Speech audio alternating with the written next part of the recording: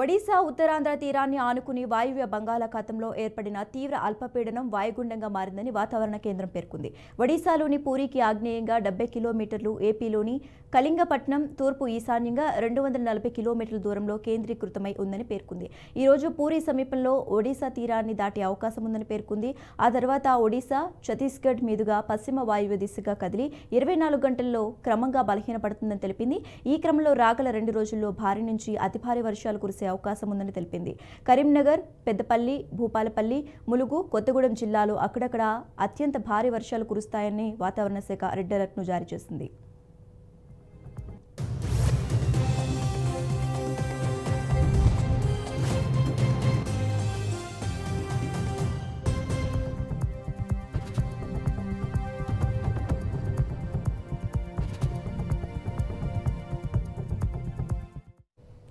ఆసిఫాబాద్, మంచిర్యాల, నిర్మల్, జగిత్యాల, ఖమ్మం, వరంగల్, హన్మకొండ జిల్లాలకు orange alert జారీ చేసింది.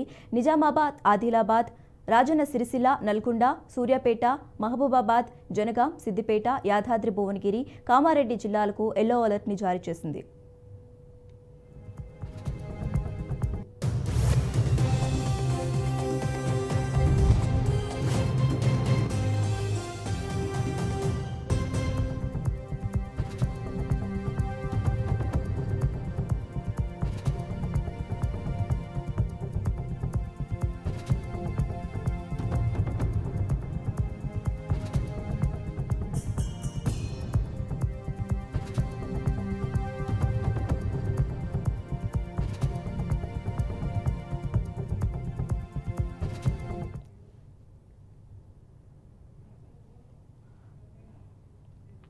ఇక ఇదే అంశానికి సంబంధించి మరింత సమాచారం మా ప్రతినిధి భాస్కర్ ఫోన్ ద్వారా అందిస్తారు. భాస్కర్, శశిరేఖ, గత 4 రోజులుగా ఎడతెరిపి లేకుండా తెలంగాణ రాష్ట్ర వ్యాప్తంగా భారీ వర్షాలు కురుస్తున్నాయి. అంటే భారీ నుంచి అతి భారీ వర్షాలు కురిసే అవకాశం ఉందని చెప్పి ఇప్పటికే వాతావరణ శాఖ హెచ్చరించింది. ఈ నేపథ్యంలో ఇప్పటికే రాష్ట్ర ప్రభుత్వం సీఎం రేవంత్ రెడ్డి పూర్తిలో జిల్లా అధికారులకు తెలంగాణ రాష్ట్ర వ్యాప్తంగా ఉన్నటువంటి జిల్లా అధికారులు పూర్తిగా ఆదేశాలు జారీ చేశారు. ఎందుకంటే రానున్న మరో 4 రోజుల పాటు బంగాళాఖాతంలో అల్పపీడనం ఏర్పడంతో భారీ వర్షాలు తుఫాన్లు అవకాశం ఉంది. కాబట్టి ఇప్పటికే 4 రోజుల నుంచి ఎడతెరిపి లేకుండా కురుస్తున్న వర్షాలకు పూర్తి స్థాయిలో ఎవరు కూడా ప్రజలకు ఇబ్బంది కలగకుండా జీవనోత్సవానికి స్పందించకుండా ఇప్పటికే అధికారులకు, జిల్లా కలెక్టర్లకు, జిల్లా ప్రిన్సిపల్ అధికారులకు, కమిషనర్లకు, పోలీస్ సిబ్బందికి ఇప్పటికే ప్రభుత్వం ఆదేశాలు జారీ చేసింది. నేపథ్యం ఎందుకంటే భారీ వర్షాలు కురిసే అవకాశం కూడా ఎవరు కూడా బయటకు వెళ్ళొద్దు, నిత్యావసరం అయితే తప్ప బయటకు వెళ్ళాలని చెప్పేసి ఇప్పటికే ప్రభుత్వం హెచ్చరిస్తున్న పరిస్థితి. ఎలాంటి ఇబ్బంది ఉన్నా కూడా కొన్ని జిల్లాల్లో ఇప్పటికే ఆయా జిల్లా కలెక్టరేట్ కార్యాలయాల్లో, మున్సిపల్ కార్యాలయాల్లో కంట్రోల్ రూమ్లు ఏర్పాటు చేశారు. కంట్రోల్ రూమ్ లో ఎవరికి ఇబ్బంది ఉన్నా, ఏదైనా వాటర్ ఎక్కువ కావడంతో మ్యాన్హోల్స్ ఉన్నా కూడా, ఏదైనా ప్రాబ్లం ఉన్నా, వాటర్ స్టోరేజ్ ఎక్కువైనా కూడా కాలనీ నుంచి బయటకు పోవాలన్నా కూడా జనజీవన సంబంధి ఇబ్బంది కలగకుండా, ప్రజలకు ఎలాంటి ఇబ్బంది కలగకుండా ఇప్పటికే ప్రభుత్వం ఆయా చర్యలు తీసుకున్న పరిస్థితుంది. ఆ నేపథ్యంలో ఇప్పటికి జిల్లా కలెక్టర్ పూర్తిస్థాయి ఇప్పటికే అధికారులకు ఆదేశాలు జారీ చేశారు. ఎవరు కూడా ఇబ్బంది కలగకుండా, ముఖ్యంగా ప్రజలకు రాకపోకలు ఇబ్బంది కలగకుండా ఎలాంటి చర్యలు తీసుకోవాలని చెప్పి పూర్తి స్థాయిలో ప్రభుత్వ యంత్రాంగం దాంట్లో నిమగ్నమైన పరిస్థితి. ఆ నేపథ్యంలో ఇప్పటికే ఏదైనా అత్యవసరం అయితే తప్ప బయటికి పోద్దు, ఏదన్నా కూడా పూర్తి స్థాయిలో జాగ్రత్త తీసుకోవాలి. ఎందుకంటే ప్రభుత్వానికి ఎంత బాధ్యత ఉందో మీకు కూడా అంతే బాధ్యత ఉంది. మీరు కూడా జాగ్రత్త తీసుకుంటే తప్ప ఎవరికి ప్రాణ నష్టం కాకుంటుందని చెప్పి ఇప్పటికే ప్రభుత్వం ఆదేశాలు జారీ చేసింది. ఆ నేపథ్యంలో ప్రభుత్వం ఆయా చర్యలు తీసుకుంటుంది. ఇప్పటికే అన్ని శాఖలకు సంబంధించి సమన్వయం చేస్తున్న కలెక్టర్లు అయితే పూర్తి స్థాయిలో బాధ్యత తీసుకుంటారు. Sasirekha, okay, right, thanks for updates Bhaskar.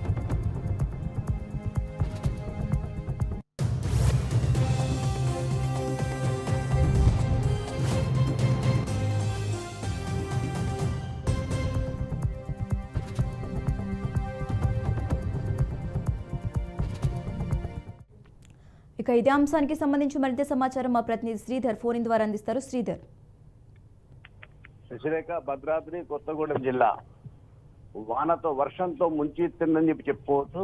గత 4 రోజుల నుండి కురుస్తున్నటువంటి యొక్క వర్షం అనేది ఇటు ఉమ్మడి జిల్లాలో అంటే తెలంగాణ రాష్ట్రంతో పాటు భద్రాద్రి కొత్తగూడెం జిల్లా, ఖమ్మం జిల్లా ఈ రెండు ప్రాంతాల మీద కూడా తీవ్ర ప్రభావాన్ని చూపిందని చెప్పి ఎక్కడైనా కానీ ఈ యొక్క ఎడతెరిపి లేని యొక్క వాన వల్ల ఇటు చెరువులు, వాగులు, వంకలు, రోడ్లు కోత గురైపోయినాయి.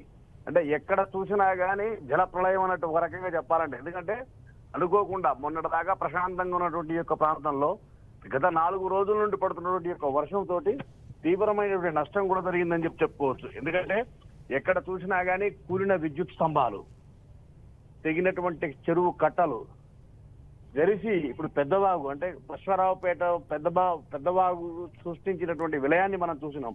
సుమారు ఎంత లేదన్నా కానీ ఆ పెద్దవాగు పరిసర ప్రాంతంలో తెలంగాణలో ఉన్నటువంటి యొక్క 4 జిల్లాలతో పాటు 4 మండలాలతో పాటు ఆంధ్రాలో ఉన్నటువంటి 12 మండలాలు కూడా ఈ యొక్క పెద్దవాగు యొక్క వరద బీభత్సం వల్ల చివరకు సుమారు ఒక 20,000 మంది నిరాశుడైపోయి ఆ యొక్క ప్రాంతాన్ని వదిలిపెట్టి సురక్షిత ప్రాంతాలకు తరలించడం జరిగింది. అంతేకాదు ఎక్కడ చూసినా కానీ ఏ ప్రాంతానికి వెళ్ళాలని అంటే సహాయం చేయాలని మనం వెళ్ళాలన్నా కానీ ఎక్కడ మొత్తం కూడా రోడ్లు మొత్తం కూడా కోతకు గురి కావడం వల్ల, విద్యుత్ సౌకర్యం లేకపోవడం వల్ల అధికారులు ఏ ప్రదేశంలో అయితే ఈ యొక్క ఇబ్బందికరమైన పరిస్థితి ఉందో అక్కడికి చేరలేని పరిస్థితిలో ఉన్నారు. ఇంకా కూడా ఇప్పుడు మనం చూస్తాం భద్రాచలం దగ్గర గోదావరి యొక్క నీటి మట్టం కూడా 30.8 అడుగులకు చేరింది.